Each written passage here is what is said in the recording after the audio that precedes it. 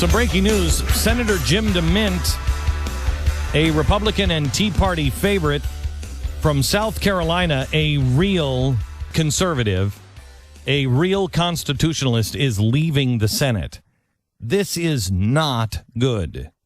He is leaving the Senate in January before the new Congress is set to be in session.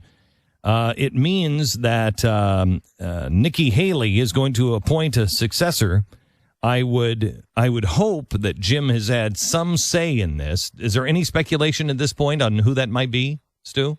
I have not seen any yet. The story is just breaking now. I think they're talking about Alvin Green. He was Jim awesome. Demint started the recession guy. That guy, yeah. Yeah, he was great. That's a good guy to appoint. The Club for Growth said Senator Demint has done more to advance the cause of freedom and liberty in Congress than anyone else since his election.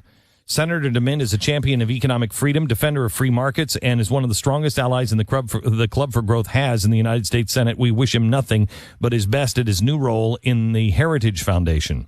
Now, the Heritage Foundation, I don't know what the Heritage Foundation is planning on doing now, but the Heritage Foundation has been, it's a good foundation. Oh, it's great. Yeah. It's a great foundation and a good friend of our programs and, just a good friend. However, we kind of need Jim. We need some guys locking arms and linking arms on the inside. Yeah, it's kind of, here's the thing. The Heritage Foundation is already there. They're on track. The U.S. Senate is not. Can I tell you, though, Jim Demint is not a stupid man. And Jim and I have had the conversation before that, when this thing comes undone, Jim, the people are going to blame you, too. They're going to blame all of you guys, no matter what side of the aisle, no matter what you've done. All of you are going to be blamed. And he may have thought, Nikki will appoint somebody that is good, and I'm going to get out of there because I can't do enough to save it. Here's his explanation to the Wall Street Journal. In an interview preceding the announcement, Demint said he's taking the Heritage job because he sees it as a vehicle to popularize conservative ideas in a way that connects with a broader public. This is a quote, this is an urgent time because we saw in the last election we were not able to communicate conservative ideas that win elections. Mr. Demint was a market researcher before he entered politics, says he plans to take the Heritage Foundation's traditional research plus that of think tanks at the state level and translate those policy papers into real-life demonstration of things that work. We want to figure out what works at the local and state level and get those models to national attention. I would love to sit down with Jim Demint and talk to him about that. That sounds to me like he's building a do tank, which is what we've been saying has to happen. When we've been saying this for a while, America does not need more think tanks. We need more do tanks. And here we are sitting here. You can produce all the white papers you want. They don't mean anything anymore. The left has a plan for action. The right has nothing. And if he's creating a do tank, the Heritage Foundation, just know we stand ready to link with you in any way we possibly can. Yeah, and it's encouraging, obviously, that, as far as the Heritage Foundation, Jim Demint is obviously a really solid conservative. Really solid. So that's great. And, maybe Demint is saying, look, being one of 100, I can't have the impact. And here I can lead a large organization that people listen to. He's a very smart man. Yeah. So he's got something. It just hurts because there's been so many times that we've looked at the Senate and said, man, the only person out there really speaking their mind on this issue or that issue is Jim Demint. It's happened a lot of times. Mike Lee is there now. Mike Lee is there. I think Rand Paul does it a lot of times. Rand Paul is good. Marco Rubio spoke up a lot on things we'd like. There's a lot of guys. It's not that there's zero senators, but Demint is the most outspoken many times and a lot of times willing to take unpopular stances to stick with his principles. The one thing that I haven't seen from Marco Rubio yet is enough of a record to know that he will take, I'm afraid that Marco Rubio could go all George W. Bush on us. Well, that's yet to be seen. No, I know it. Yeah, but I would like to see him take some really tough. That's the one thing about Mike Lee and Rand Paul and Jim Demint. Well, Bush, they took tough stances. Bush took tough stances. He's the one who told us poor people aren't necessarily killers. That was a tough stand. That was a tough stand because most people thought poor people were necessarily killers. And he's the one who brought that news to us. Tonight at 5 o'clock, I have not exactly the holiday guest that you would suspect.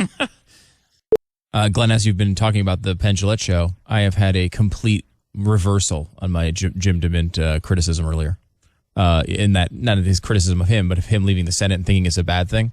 Largely because if this happens, I am going to be very excited about it. The leading candidate to replace him is Tim Scott, who is a big Freedom Works guy, African American congressman from South Carolina, and if Nikki Haley appoints him, he's just as conservative, rock solid as Jim Demint, and he's an African American. Will now have 2 years in office before he needs to face election, and will become a prominent conservative African American. I love the move now, and it's selfless by Jim Demint. I mean, if this happens, it's a fantastic move. Jim Demint is not a stupid man. No, he is not. And he's a brave man. He did start the recession, though. No, he did. Jim Demint started the recession. We have heard that, but I don't heard that from Alvin Green, a guy who ran against him. Who knows? The Democratic That's why Party. he ran against him, because Jim Demint started the recession.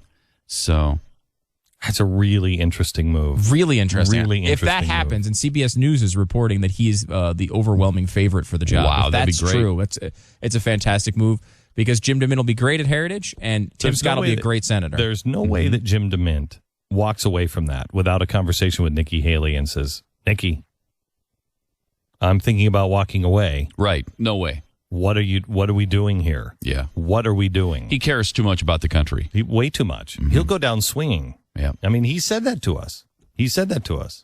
And unless he thinks he can make more of an impact out, and that's, it's good news because the Heritage Foundation is well funded, and we just need some new blood in some of these places. Like we got to stop listening to the people like Bill Kristol. Mm-hmm. Yeah. By the way, the Heritage Foundation's budget every year $80 million. So that's nothing compared to some of those other liberal organizations, but it's a good start. No, it's a good start. It's one of the biggest. And that's a really, really good sign. Really good sign. Now, if we can all just get together. Somebody said the other day, they called up and said, you guys at talk radio need to get together. Yeah. But why talk radio? As you're listening, may I just say, somebody said to me over the summer, they said, we were talking about spiritual things, and they said, boy, I don't envy you your spiritual burden of being a voice at this time. And I said, they said, it's got to be tough. And I said, oh, you know what? I feel just the opposite. I'd hate to be you. He said, what do you mean? I said, well, my job is really easy. I mean, to see what I have, the responsibility that I have is really easy. For me to turn it off, I could do that. But it would be hard. It'd be gnawing at me all the time, going, geez, I know I had that platform. I should have done something with it. I'm going to have to answer for it. And I know. But you, because you're a farmer and you just drive a truck and, you work with the cattle, you're thinking, oh, what do I affect? Your calling is harder. Because everybody within the sound of my voice was born at this time for a reason. And so when somebody called and said, you guys in talk radio really need to get together. Yes, we do. But who are you supposed to get together with? It's easy for you to listen and say, you guys have, differences and you got to put them aside. Yes, we do. Yes, we do.